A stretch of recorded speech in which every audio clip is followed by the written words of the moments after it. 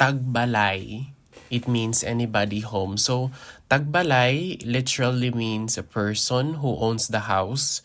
So tagbalay, it means anybody home. So you use this if you are visiting someone else's place and you don't see anyone outside. So you're like calling them.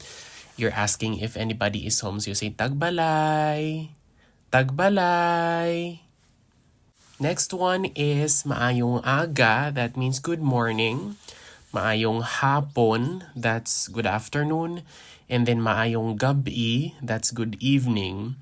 You can also add maayong udto. It means good noon. So maayong aga, maayong udto, maayong hapon, and maayong gabi. So that's good morning, good noon, good afternoon, and good evening. Maayong aga, maayong udto, maayong hapon, and maayong gabi. Oh, ikaw gali. Oh, it's you. Oh, ikaw gali. Sulod, that means to come on in. Sulod anay, come in for a while. Sulod kamo anay. Sulod anay, or sulod kamo anay. So either of the three, it means come on up or come in. Sulod anay, sulod kamo anay. Pwede magsulod or pwede makasulod. It means may I come in, may I get inside. Pwede magsulod or pwede makasulod. Pungko or pungko anay. It means please be seated.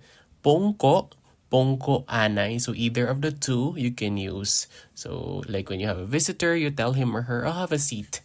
Pungko or pungko anay. Ano ang mahimo ko sa inyo? Or may mahimo bala ako para sa imo, for you, or sa inyo, to all of you? It means, is there anything I can do for you? Ano ang mahimo ko sa inyo, or may mahimo bala ako para sa imo or para sa inyo? Inom anay kamo, or you can also say inom kamo anay. So would you care for a drink or have some drink first? Inom anay kamo or inom kamo anay. Malakat na ako. That means I'm leaving now. Malakat na ako. Puli na ako or mapuli na ako. It means I'm going home now. Puli na ako or mapuli na ako. The contraction for this would be mapuli na ko. I'm going home. Mapuli na ko. Gabi na, it means it's getting late at night already. It's getting darker.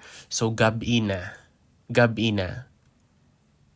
Dali na, lakat na kita, or the contraction for this would be kat na ta. So let's go.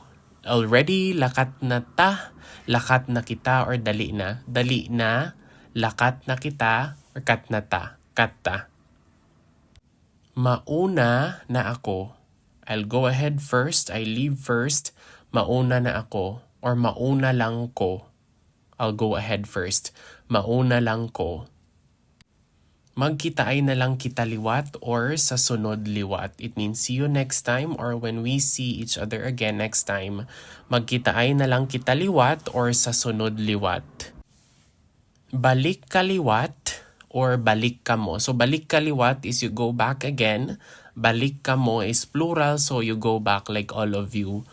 Come again. Balik kaliwat, you go back, or balik kamo, you all go back. Again, like maybe next time again. Sige or bye-bye. Sige or bye-bye. That means goodbye. Just sige is okay, or just bye-bye would also be okay, but you can use them together as well. So you can say sige, bye-bye. Sige, bye-bye. Salamat gid. It means thank you very much. Just salamat is thank you. Salamat gid is really thank you. Or you can also say madamo gid nga salamat. So many thanks. Madamo gid nga salamat.